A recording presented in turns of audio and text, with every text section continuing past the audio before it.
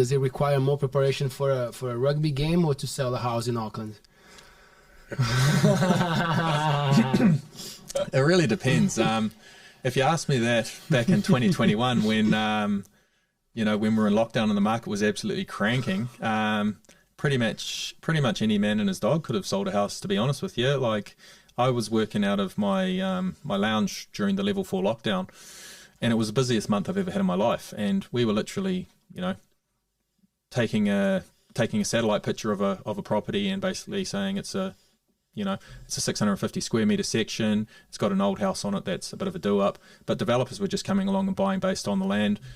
2-week auction, and you'd have, you know, 10 to 15 people fighting over it, basically. So back then, that was a crazy time, and I guess pretty easy, but things have definitely changed a fair bit now. So it's as the market changes and it gets harder and harder, then that's when I guess having a bit more of an experienced agent who knows what they're dealing with and has been through a few different times and really, I guess, earns their money. And then you probably didn't need an agent as much back then, but you probably need an agent a lot more now. So yeah, I guess it kind of flows with the market. But preparing for a rugby game as well, it's one of those things that you just it does come with experience, and you learn what works for you, and you kind of get, you know, you're kind of trying to figure out what works for you initially and trialing sort of different things. And you might have a really good game one week and you go, oh, what do I do there? You know, or, you know, I'll try and do that again. That might have helped me. And then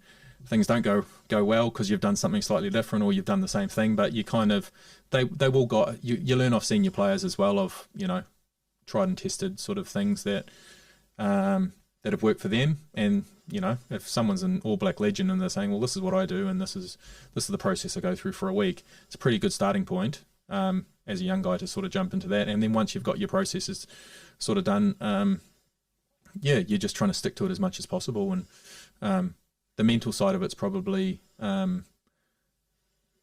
yeah, you definitely learn that as well, because you can burn up a lot of energy kind of stressing before a game, and you learn processes to actually go, okay, well, I'm not going to do that. I'm going to stay really relaxed, but then I'm just going to have little windows where I go in and I just go over everything and like get like right in the zone, and kind of give yourself a 10 to 15 minute window where you're visualizing and like going through all the things you can control in the game that you want to try and achieve. There's going to be a lot of stuff that pops up that's just, you know, unexpected, and you just got to play the game.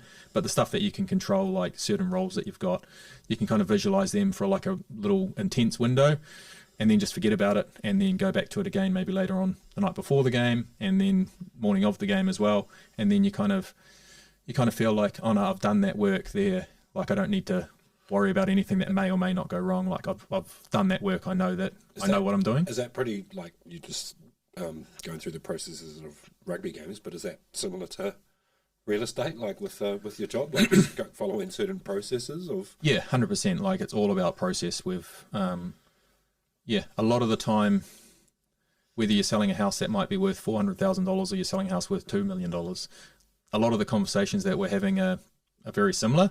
It's just obviously you're talking about different numbers, but you know, the more you can keep the process of, I guess, a very structured sort of system in place, and you know what information you need to be giving to people, and you know, people just want to know that you're doing the best by them and giving their house every opportunity to, I guess, sell for the best price possible. And you've got this process and this is what works.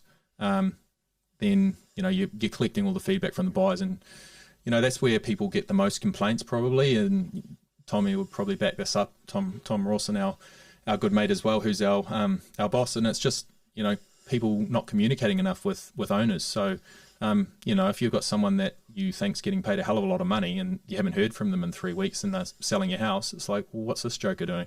So like we'd be really focused on, you know, just that communication. You know, you set up a WhatsApp group and you kind of, anytime anything's happening, you're sort of giving them feedback the whole time. And then each week you're kind of calling everyone back that's been interested in providing that feedback to the owner as well. So, you know, so at the moment it can be really hard conversations, because when the market's going up, you know, the price is normally, you've said it's the price might be around this level, but then the market's moved up.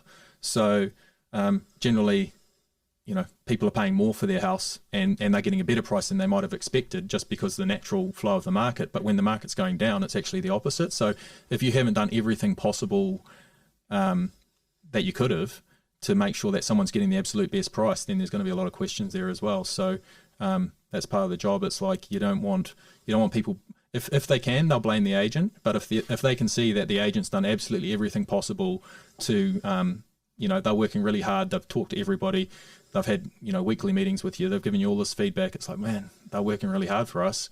Maybe it is the market. Maybe we really need to reevaluate that price actually is a really good price. So yeah, it's definitely a lot more work at the moment. I mean, look, I was still doing the same stuff when the market was going up, because you just get into those habits and you build those processes. But if people weren't, then they weren't getting caught out because the price would save them. But when the market's going down, then you've got to make sure you're doing all that work. And as I say, like, they can't be blaming you. You don't want to give them any excuse to be blaming the agent. They've got to be actually going, man, this guy's working really hard for us, and he's doing a great job. But this is where people are prepared to pay, and if we want to sell our house, then maybe that is a good price.